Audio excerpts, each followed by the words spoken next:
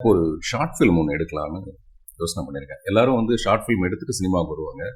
இப்போ நான் வந்து நிறைய படங்களை எடுத்துட்டு இப்போ நான் வந்து ஒரு ஷார்ட் ஃபிலிம் எடுக்கலான்ட்டு நான் துபாய்க்கு போகிற வழியில் பிரபுதேவா என்னோட வந்திருந்தார். அவர்கிட்ட அந்த ஐடியாவை சொன்னால் ரொம்ப பிரமாதமாக இருக்குது சார், உடனே பண்ணுங்க அப்படின்னாரு. உடனே பண்ணுறதுக்கு முன்னாடி உங்களோட நான் அதை பகிர்ந்துக்கிறேன். அது வந்து நிறைய ஹிட்ஸ் கொடுத்து இப்போ மார்க்கெட் இல்லாத ஒரு நாயகன். அது வந்து ஒரு மிகப்பெரிய பிரபலமான ஒரு நடிகருடைய மரணத்துக்கு போறாரு. அங்கே இருக்கிற கூட்டம் குறைவா இருக்கு. அப்புறம் அவர் வந்து பீக்ல இருந்த மாதிரி இல்லை.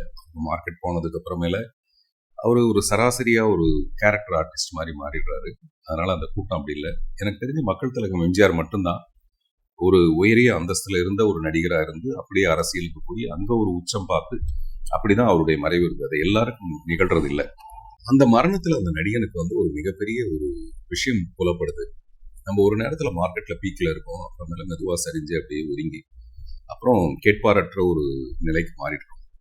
மறுபடியும் எப்படியாவது கஷ்டப்பட்டு ஒரு படம் பண்ணணும்னா அந்த நாயகன் வந்து கஷ்டப்பட்டு ஒரு பெரிய படம், கமர்ஷியல் படம் பண்ணி அதோட மாபெரும் வெற்றி விழா நேருண்டோர் ஆடிட்டோரியம் மாதிரி ஒரு இடத்துல ஒரு பெரிய விழா நடக்குது. அதுல அந்த நாயகன் நடந்து வரும்போது அவனுக்கான கிளாப்ஸ், ஆரவாரம், விசில் எல்லாமே பெரிய லெவல்ல இருக்கு. அவன் மேடை ஏறி பேசுறான். அவன் என்ன சொல்றான்னா, என்னுடைய கடைசி நிமிஷம் வரைக்கும் இந்த ஆரவாரம், கிளாப்ஸும் விசிலும் இருக்கணும்னு ஆசைப்படுறேன். அது முடியுமான்னு எனக்கு தெரியல.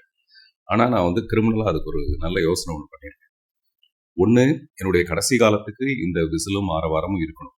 இல்லைன்னா இந்த விசிலும் ஆரவாரம் இருக்கிறதே என்னுடைய கடைசி தருணமா இருக்கணும் அப்படின்னு சொல்லிட்டு உள்ள இருந்து ஒரு பாய்சன் பாட்டில் எடுத்து மக்கள் முன்னாடி குடிக்கிறான். மக்கள் பயங்கர ஷாக்காய் அப்படி எழுந்திருக்கிறாங்க. அவன் சொல்றான், என்னுடைய வாழ்க்கைன்றது உங்களோட தான், அது உங்களோட தான் முடியும்னு ஆசைப்படுறேன்னு சொல்லிட்டு அப்படியே சுருண்டு விடுறான். கட் பண்ண அப்போலோ ஹாஸ்பிட்டல் மாதிரி அவனுக்கு வந்து ஏகப்பட்ட டியூபுகள் பொருத்தி பல்ஸ் வந்து குறைஞ்சிக்கிட்டே இருக்கு. அப்போலோ ஹாஸ்பிட்டலுக்கு வெளியில ஒரு பெரிய கூட்டம். தலைவா வா தலைவா, நாங்கெல்லாம் இருக்கோம், தலைவா வா தலைவான்னு ஒரு பெரிய ஆரவாரம்.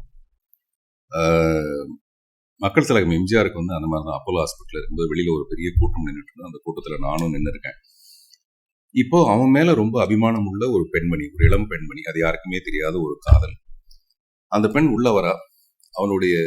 அவனை காப்பாற்ற முடியாதுங்கிற மாதிரியான டாக்டர்ஸோட எக்ஸ்பிரஷனை பார்க்கறான். அந்த ரூம் வந்து ஃபுல்லி க்ளோஸ்டு. அவன் நேரா போறா, அந்த ஜன்னல்லாம் திறந்து விடுறா, கதவெல்லாம் திறந்து விடுறா, கர்டன்லாம் திறந்து விடுறா.